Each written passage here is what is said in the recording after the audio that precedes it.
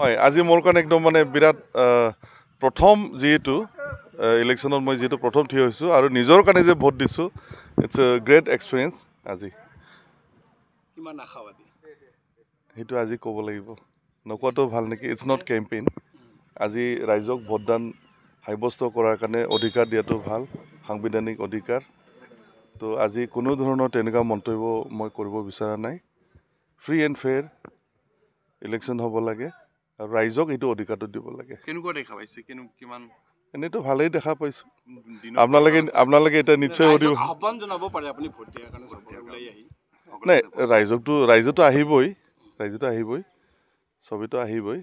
আজি তেনেকুৱা কোনো ধৰণৰ মই হেৰি কৰিব খোজা নাই চবে জানে ৰাইজে জানে সাংবিধানিক অধিকাৰ আজি সাব্যস্ত কৰিব আৰু আপোনালোকে এতিয়া সুধিব ডেফিনেটলি মই বুজি আছোঁ কিমানত জিকিব কিমান মাৰ্জিন আজি সেইটো মই নকওঁ